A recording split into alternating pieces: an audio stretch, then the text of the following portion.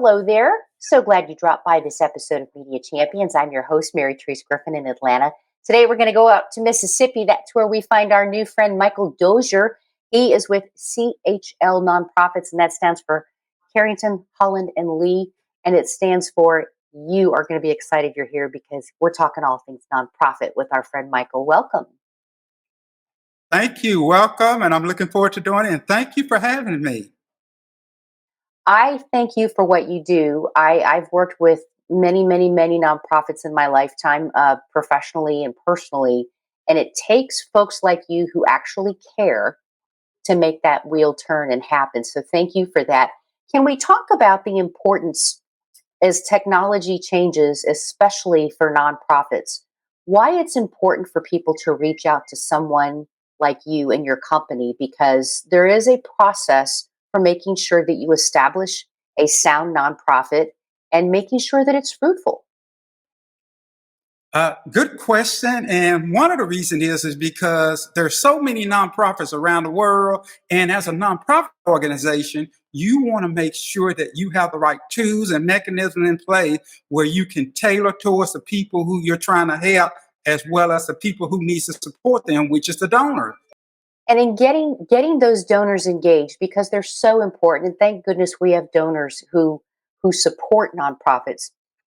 But in order to get them engaged, Michael, walk me through how you're explaining to people that when they're putting their brand out there, when they're putting their mission out there, you have to have a strategy. And that's where you come into play, because I've done some reporter research on you, Michael, and you are quite the king of strategy.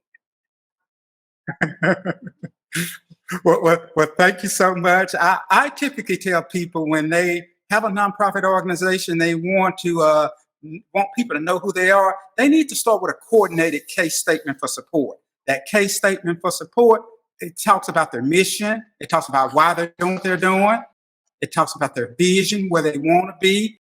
And it talks about some of the core values they have, along with why people should engage a partnership with that nonprofit organization. So if you got a clear case statement for support, it tells a lot about your organization and why people should support and give to you.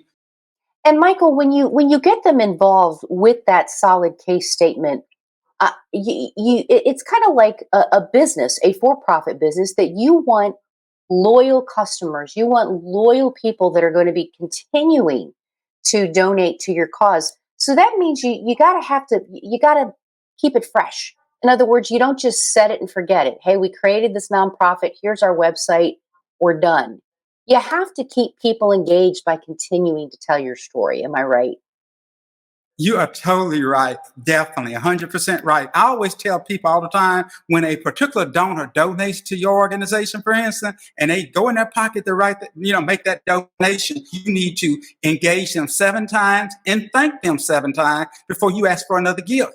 Well, and that brings me to my next point too, Michael, about relationship building, because even in the nonprofit world, I think especially in the nonprofit world, relationship building is so important, because not only do you want to capture those donors, those initial donors, but you want them to fall in love with your nonprofit so that they go out and preach the gospel, if you will, of what you're trying to do, thereby growing that network of relationships.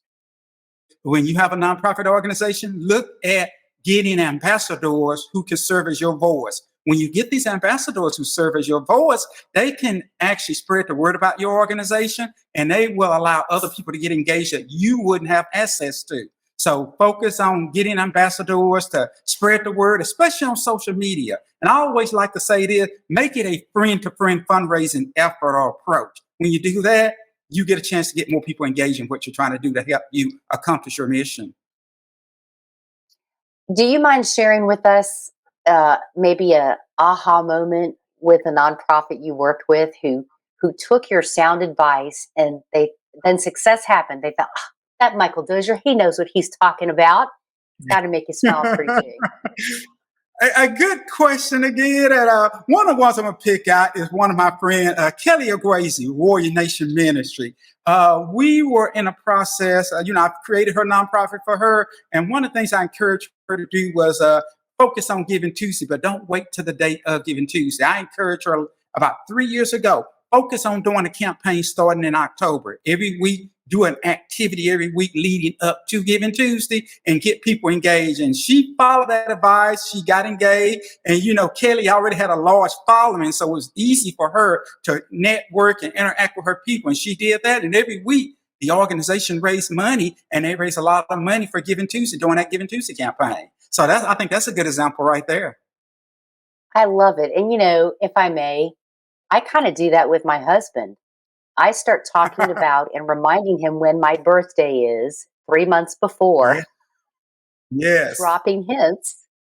And I am pleasantly surprised on my birthday with my gift because I put it out there. People need to be nudged a little bit, and you're helping them do that. Michael, we are out of time. I Yes. knew it was going to go by so Perfect. fast. Same thing. Thanks for what you do. And you please come back on Media Champions anytime you like. I did what you do, and you do it so well. And thanks for what you do. Thank you so much, and I truly enjoyed it. Okay. Thank you. And for the rest of you, you definitely want to pick Michael's brain. He's got some great advice, and he'll share it with you. You can find Michael by finding us. We are right here at dailyadbrief.com. I'm Mary Therese Griffin in Atlanta. We'll see you next time for more Media Champions.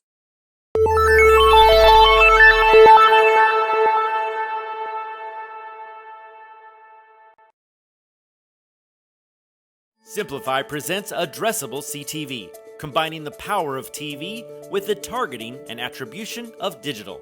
Simplify's Addressable CTV delivers massive reach with the ability to scale without sacrificing precision. TV buyers can generate incremental reach with household-level targeting, frequency controls, reporting, and insights. To learn more about Simplify's Addressable CTV and what it can do for your clients, visit simply.fi.